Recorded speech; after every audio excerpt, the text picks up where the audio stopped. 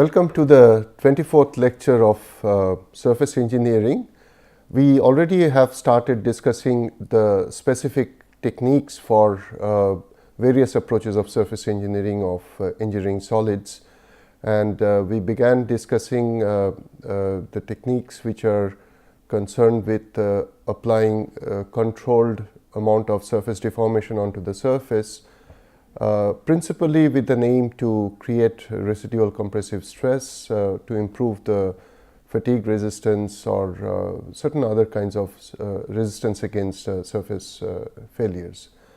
The principal mechanism of that approach was to create strain, plastic strain, and increase dislocation density onto the surface, so that eventually we create residual compressive stress. Today we are going to discuss surface hardening, which is a thermally activated process with the same aim that we want to harden the surface, and we are essentially, when we talk of surface hardening, in particular we are talking about all the discussions are concerned with steel, the interstitial solid solution of carbon in alpha iron. So in steel, we all are aware, if you look into the first view graph, if you just consider the solid state part of the iron carbon diagram. So this is the so-called eutectoid portion. So in this surface hardening approach, we are concerned with a composition range which is somewhat in this range. So somewhere around, let's say, typically about 0.3 to about 0.8 or maybe even less amount of carbon. So this is the level of carbon content, and we are talking about primarily plain carbon steel, but this is certainly applicable to alloy steel as well. But we require typically somewhere around 0.3, I would say optimally 0.4 and above. 0.4 weight percent of carbon or above.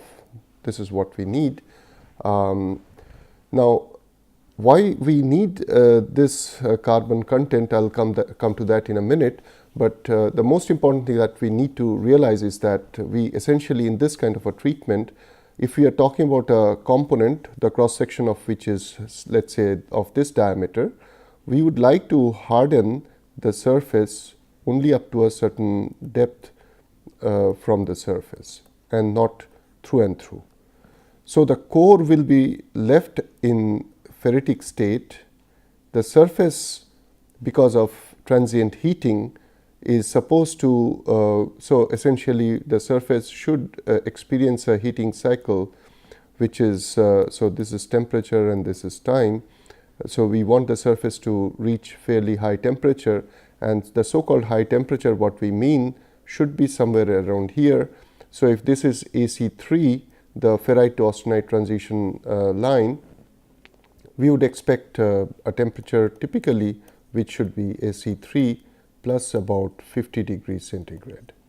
So this is the austenitizing range. So depending upon the carbon content, whether it's 0.6 or 0.4 or 0.3, we just find out what is the corresponding temperature at the AC line, and then add up around 50 degree or slightly more to take care of the possible thermal fluctuations during the heating process. So the temperature here is somewhere in that range, AC3 plus 50 to 100 degrees centigrade, and then subsequently we cool. We actually cool by way of some accelerated cooling, by way of quenching, which could be by application of certain fluids. We'll also discuss that in a minute.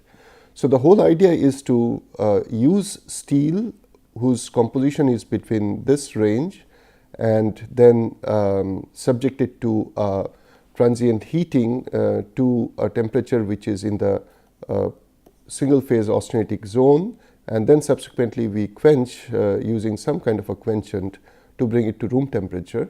And in the process, we expect the surface zone up to a certain depth to undergo a phase transition from austenite to martensite. So the strengthening is because of martensite, as compared to the previous surface deformation induced processes like shot pinning or shock pinning or laser shock pinning, where we introduced plastic strain and dislocation density, and that's how we created residual compressive stress. Here, the process involves a solid state phase transformation wherein austenite transforms to martensite.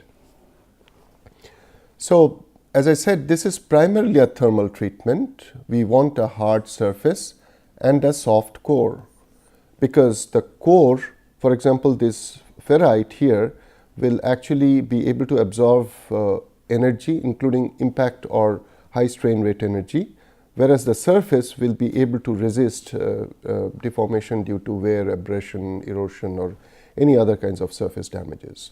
So, it's important that we actually create a graded microstructure. What we mean is that if this is the cross section, we want the gradation such that we have very fine acicular ferrite onto the acicular martensite onto the surface, and then in the core we can afford to have polyhedral ferritic or ferritoperlitic microstructure. So, in the process we actually see a gradation from pure martensitic to martensite plus perlite, and then eventually ferrite perlite combination. So, this is obtained or achieved through a thermal activation by way of one of the two. We are going to discuss so-called flame hardening and induction hardening. So, the heating is done either by flame or by electromagnetic induction, and in the process the hard surface that we create is called case, and typically the case depth could be a millimeter or less, even a few millimeters in some cases. So, here is a real-time picture. So, this is a very large gear which is subjected to flame from multiple sides, and this assembly is rotating at a particular speed, so that the surface by turn, the entire surface by turn is exposed to high temperature, and this is the kind of heating cycle the surface actually experiences. So, we heat, we actually allow certain residence time, but this is transient heating. So, obviously, this is very short time, and then subsequently we quench using some kind of a quenchant. So, first let us pick up the flame hardening, where we actually use, it could be simply an oxyacetylene or some other form of flame.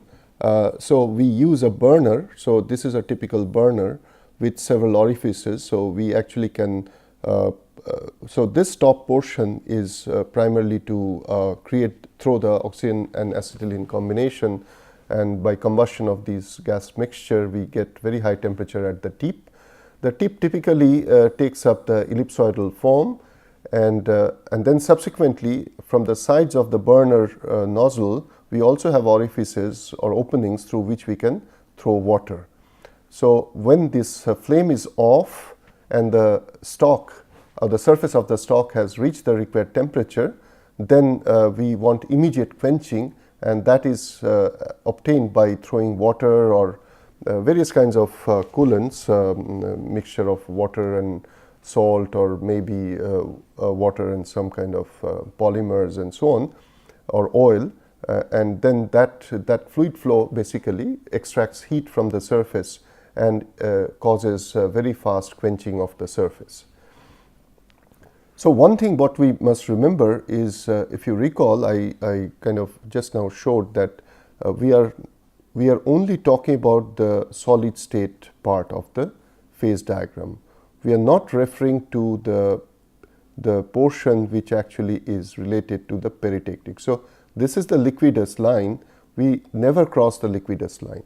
So, we are well within the single phase austenitic zone. So, there is no melting. The typical hardening temperatures would be about 730 to 1065 degrees centigrade. This essentially depends upon if this is AC3, and depending upon the composition that you are talking about, it can be on the higher side. For about 0.3% carbon, you actually go to a temperature which is close to 1000 or a little over 1000 degrees centigrade. But if the composition is 0.6 or close to eutectoid temperature, eutectoid point, then you're talking about 727 plus about 50 degree.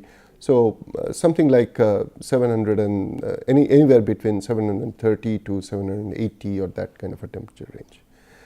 So typically the temperature that we generate onto the surface, now this is what we are talking about, the temperature of the stalks, but the flame temperature certainly would be a little higher because you are actually heating up through radiation from the flame.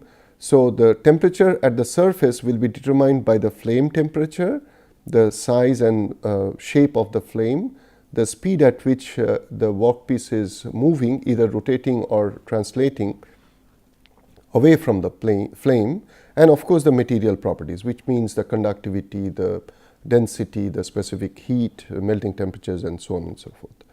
The heating time should be sufficient for thermal and compositional homogenization. Now, we are talking about, let's say, 0.4% carbon steel. So if we are talking about 0.4% carbon, at room temperature, we expect a 0.4% carbon steel, typically a mild steel, should have a microstructure which will be both pearlite and some amount of ferrite. So we'll have pearlitic zone and maybe some ferritic regions left in between. So typically we expect sort of 50% pearlite and 50% ferrite. This is the kind of microstructural aggregate that we expect from a 0.4% carbon steel at room temperature. So when an aggregate with both ferrite and pearlite is subjected to rapid heating to a temperature above the AC3, so we expect this aggregate to turn into single phase austenite or gamma. That takes time because you have to dissolve Fe3C. So you have alternate sequence of Fe3C and alpha, and this Fe3C has a composition of 6.67% carbon. On the other hand, ferrite composition is somewhere here, which is typically let's say 0.0258% of carbon. So you have to swing, you have to allow compositional homogenization within a very short distance though.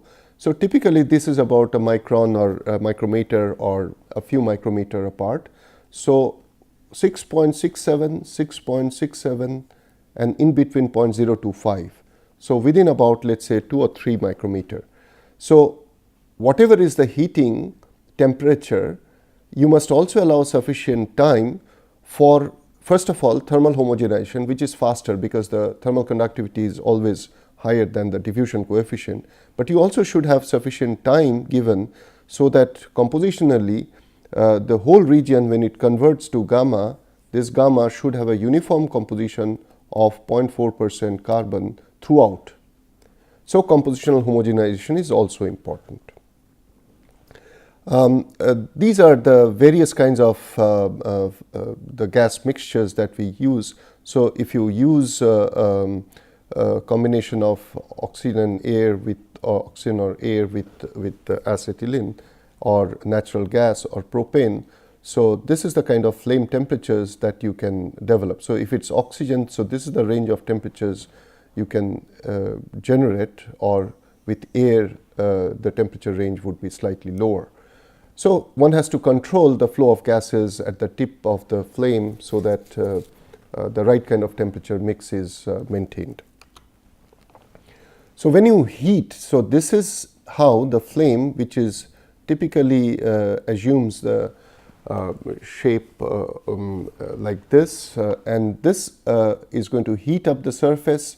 So let's say this is the heated zone, and if you now take a section, if you take a section like this, and on this section you see the isothermal contours. So for example, these are in Fahrenheit, so approximately the temperatures would be kind of little over half of this. So the temperature at the surface, or the meniscus at the surface, this is where you have the maximum heat and the temperature will be the highest. As you go down, you obviously the heat has to flow, and that is primarily determined by the conductivity K, and this is how the temperature flows into the interior. but the isotemperature contours, meaning this is the line throughout which will be maintaining the same temperature, or this is the trajectory of the same temperature points. Now, why is it semicircular? It's because heating right below is maximum, and similarly heat flows not only in the perpendicular direction or right below, but it also propagates laterally. So because of heat propagation in all directions, at least into the vertically downward as well as laterally to x and y directions, the contour surface temperature contour is going to be semicircular like this. And as we go to lower and lower, higher and higher depth below the surface, the temperature decreases gradually. So if you and this temperature also, there is a transient heating. So with time, this isothermal contours change. So this is what you expect at 0.1 millisecond region, but after 1 second, that means 100 times more than that, if the heating continues for 100 times more than that, so 0.1 millisecond becomes 1 second, then the temperature, which earlier was about 1000 Fahrenheit or maybe 550 or so degrees centigrade, has now reached easily 1650 and so on. So this is only limited to a very shallow depth. So the surface actually should not be exposed to very high temperature, but on the other hand, the temperature at the surface should be high enough so that up to the desired depth, you actually expose the material to the minimum possible temperature or minimum desirable temperature, which should be above the eutectoid temperature. But of course, there will be a region which is called the heat affected zone. So this region, so let's say this is the boundary unto which you are able to heat to a temperature above AC3. So you into the single phase gamma region, you are able to convert everything into gamma. But there will be also a region below which will be experiencing a temperature which will be between in the two phase region of ferrite plus gamma. So this is single phase gamma. And there will be also a region which will actually remain as ferrite plus perlite. So if this is the composition, from the surface, a portion below the surface will go into single phase gamma, a portion below that will be ferrite plus austenite, and then finally you'll also have a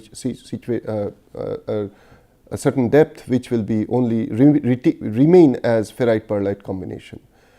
This portion which is gamma, pure gamma, or the portion which is partly ferrite and partly austenite, these two austenitic regions or these two regions having austenite will directly convert into martensite. So we are going to see fully martensitic and ferrite plus martensite combination. So this is typically the configuration, for example, for a shaft with a circular section. So you are heating it from all sides, and the heating ring actually can move up or down, vertically up or down, and as a result you start, let's say, heating from here and then you go all the way down to, so you're able to actually heat treat the whole surface. The important point is that heating temperature should not cross the fusion temperature or the so-called solidus temperature, so that some liquid forms. We don't want that should happen at all. So heating should be confined below the solidus temperature, and heat flows through thermal conduction, and once the temperature has reached the required level, then we also are able to throw water through other orifices and immediately quench the material, quench the surface to room temperature. So the cycle will be room temperature to austenitizing temperature, and then subsequently quenching back to room temperature. So this is the typically the temperature band that we actually target. So this is the eutectoid point, and we are talking about typically steel of this composition range. So this is the level of, this is the kind of temperature that we heat up to. But since it's a transient heating, very difficult to maintain precise temperature, and it is not going to be isothermal condition. There will be a gradation of temperature from the surface to the bottom or to the interior.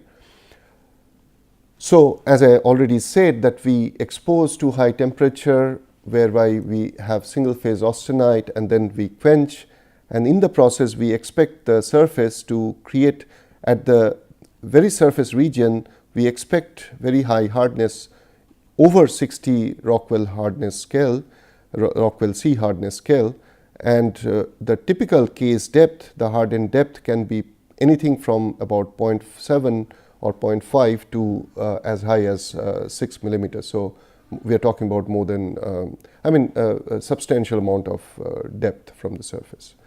So typical applications, the components which are amenable to such surface hardening by flame would be the lathe beds, the centers, the crankshafts, the piston rods, gears and sprockets, teeth of the gear, axles, cams, shear blades, and so on and so forth. These are all steel products, and this whole process is applicable primarily to steel, and as I said, which should have minimum of 0.3, 0.4% carbon content.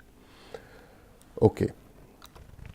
Now, so these are the various geometries which actually can be subjected to a shear blade or a gear teeth, or again another gear teeth, cams, and various kinds of shafts or screws and nuts and so on, where the surface always should have higher hardness and higher wear resistance.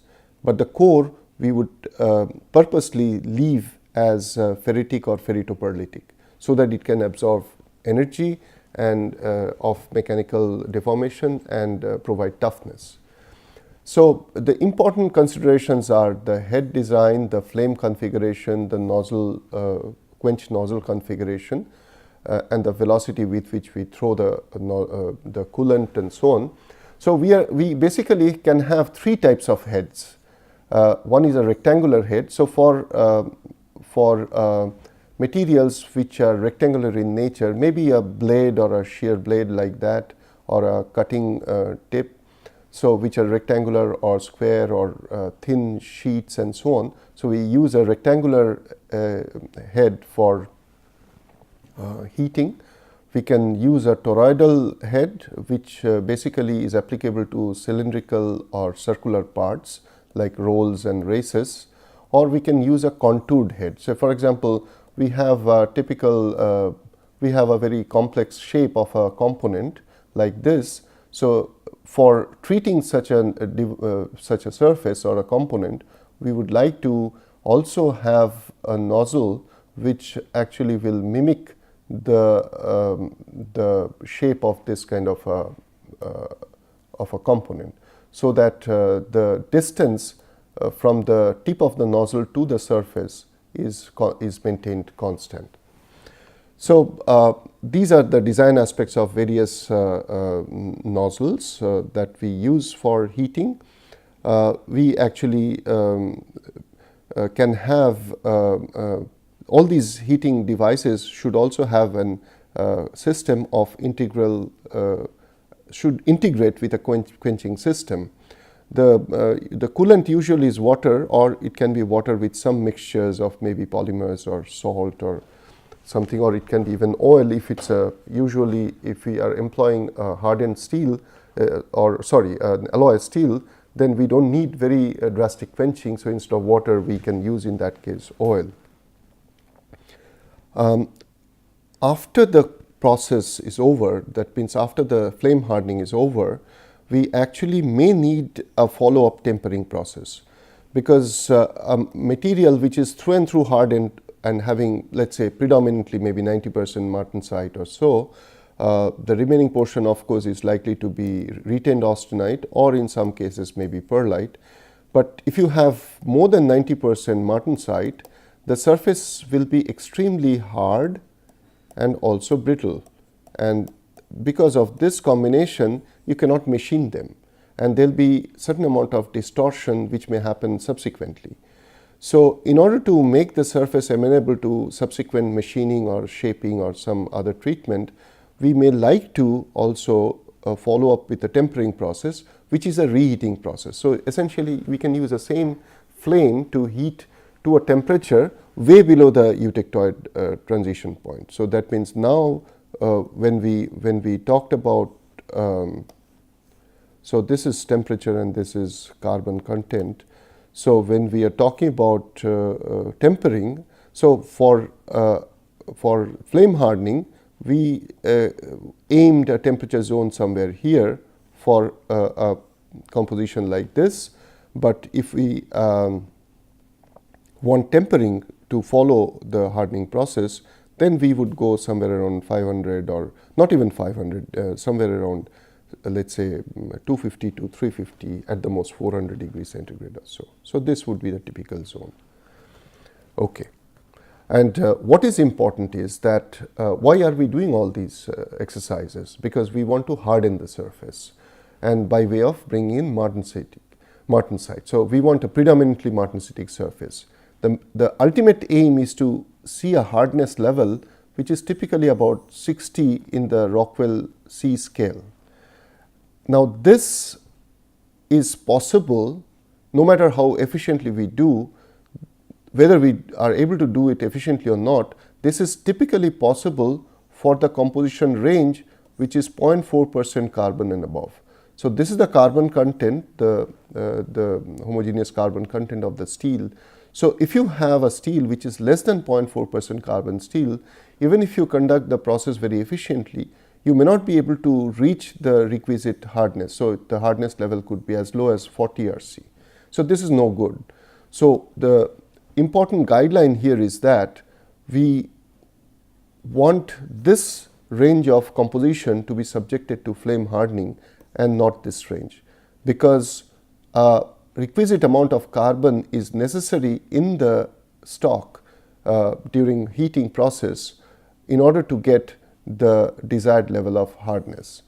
If you recall, during the discourse on martensitic transformation, I did mention that one of the biggest reasons of seeing martensite as the hardest solid solution phase is because of the fact that martensite actually is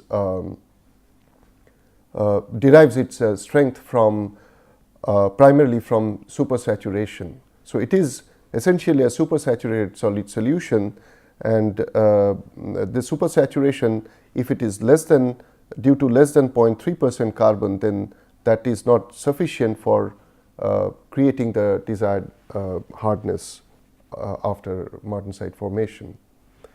Now there is another method which is equally important, and in fact instead of flame, here the thermal activation or so-called the heating effect is given by electromagnetic induction.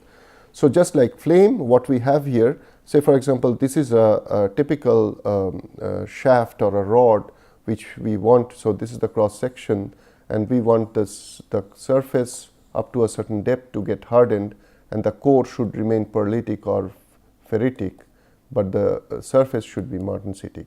So with that intention, we simply have a toroidal coil, electromagnetic induction coil, through which this rod can be inserted, and we apply very high frequency current so that electromagnetic fluxes are created, and the fluxes intersect the surface, and in the process through eddy heating they create heating onto the surface. So the temperature again, so we exactly see a temperature time profile which will be like this, and then will be subsequently quenched by either dropping into a quenchant or some other arrangement by throwing compressed air and so on.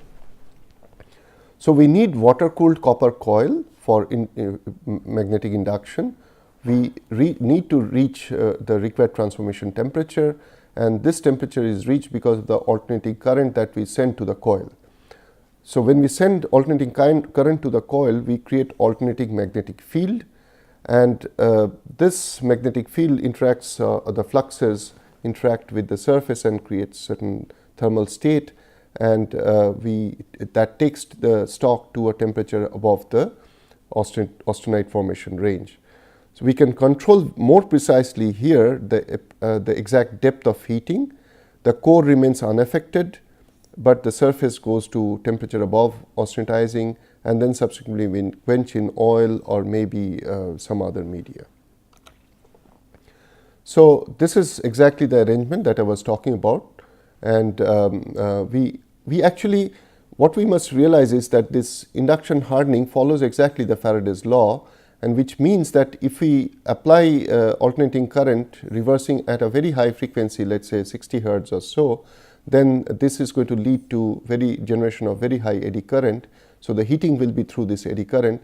Also, in addition, there could be alternating cycles of magnetization, demagnetization. So there will be a hysteresis, and the area under the loop will also lead to hysteresis heating.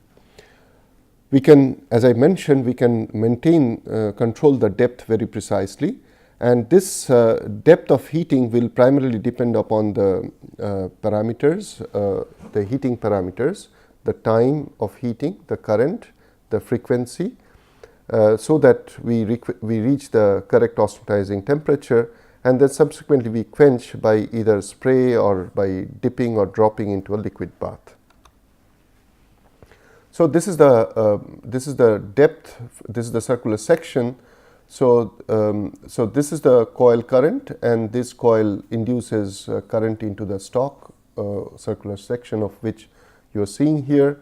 So particularly the eddy current that we generate actually is responsible for heating, and this is the overall picture of electromagnetic induction. So these are the fluxes which are created from these induction coils, and so the coils are perpendicular to the stock, and this is how the flux is generated, the left hand thumb rule, and then these fluxes intersect the surface, and if the material is magnetic, then actually we get even better heat or faster heating, and that's very true for materials, ferromagnetic materials like steel. What is important is for us to know that why I was mentioning that we can control the depth more precisely. The depth is an inverse function of the square root of the frequency of induction. So accordingly, by applying the frequency, we actually can heat up to a temperature above the Curie temperature, but subsequently when it's quenched, it undergoes the Martin-Stich transformation. But the degree to which we heat will primarily depend upon the range of frequency that we apply for inducing current. For electromagnetic induction, if the frequency is less than 10 kilohertz, then this is the relationship that we follow, or if the frequency applied is higher, say for example from few hundred kilohertz to even megahertz, then we apply the second relationship. But what is important is the depth from the surface, that for example if this is a stock, then this is the depth from either side that we are subjecting to. So this depth can be very precisely controlled by way of controlling this frequency of induction. And typically the depth can be anything from less than a millimeter to a few millimeters. So this is the relationship I was referring to, and it is because of this the depth is inversely proportional to the frequency square of the frequency, and this is what essentially leads to what is typically referred to in the literature as skin effect. So you actually can harden or heat the surface to above the eutectoid and the austenitizing temperature by way of controlling the frequency. So the frequency of current reversal is an important factor, and the depth will depend upon the resistivity of the material, the magnetic permeability, the frequency of as I said, the frequency. So what is also important is that the copper coil, which is generally used, water-cooled copper coil, which is generally used for induction, the number of turns, the distance from the workpiece, and of course the power and frequency, all these are important process parameters. Time is also very important, because the residence time at high temperature determines to what extent from the surface you are able to penetrate the temperature. And we already saw that no matter whether it's flame or induction, we do generate such isothermal contours from the surface as heating profiles, and this changes with time because this is transient heating. So what is important is that we not only maintain the external parameters like frequency and the current and so on, we also apply such induction effect for a limited time, for a controlled time, so that the maximum temperature that we reach remains within the solid state and doesn't go into the liquid state. All right. So these are various applications, many industrial applications for various manufacturing processes, various household appliances, then medical appliances and so on. And this is the microstructure that we target at the surface. So predominantly martensitic. When I say predominantly, I don't mean 100%, but anywhere typically 80 to 90% of martensite onto the surface. And the remaining portion, of course, will be the retained austenite.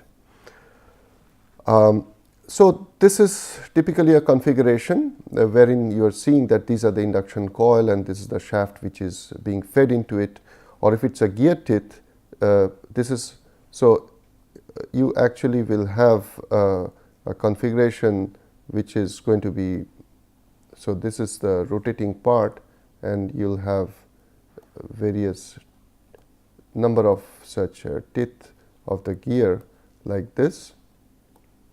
And so if you are targeting one of these teeth like this, then the coil should be properly designed. The geometry of the coil should be so designed that it actually can fit in exactly to this. So now you are in a position to harden only the surface of the teeth to the desired depth. There's one last thing I wanted to mention is that the heating so far we have done is either by flame or by induction. There's another way of doing this, and this has very limited application but is nevertheless quite effective, is when you use an electrolyte. So you actually are using an aqueous bath, electrolytic bath, wherein by applying DC pulse, not AC, and controlling the current and the composition of the electrolyte, you actually can create a hydrogen film onto the surface, and because of the resistance created by this hydrogen film, you can do heating onto the surface. So it's the correct electrolyte that you need to select, and during off time the electrolyte extracts heat from the solid stock, and that's how you can actually allow heating and cooling cycle, and as a result of which you can do hardening. So you can take it to austenitic state and then subsequently convert this to martensite onto the surface. So this is the biggest utility of electrolytic surface heating is related to the fact that if you have a bath and if you have a stock here inside the electrolytic bath, then you can do heating uniformly, or you can harden the entire stock in one shot uniformly, which is not going to be possible when you are using a nozzle for heating or an induction coil for hardening the surface. You cannot do for the entire length together. But here in electrolytic heating, you can do that for the entire stock because whole thing is immersed in the electrolyte. So it's now time to recapitulate what all we have discussed. So we talked about flame hardening and induction hardening, and by now we should be able to understand what's the difference, subtle difference between them. The underlying technique is heating and cooling. Of course, after heating, there has to be quenching. So that's the common thing. The most important thing is that in both the cases, we expect the stock to have sufficient carbon. So typically over 0.3, 0.4% carbon. And then it goes to austenite and subsequently get quenched so that we get martensite, and hence that's how we create a hardened surface. So it is essentially a solid state hardening process through martensitic transformation, and we require steel which can be plain carbon steel but with at least 0.4% carbon, or maybe alloy steel with sufficient amount of hardenability of it. Of course, between the two, induction hardening is more precise because of the so-called skin effect we just heard, which is the depth of heating being inversely proportional to the square of the frequency of alteration alternation of current. And last thing we talked about was the electrolytic heating.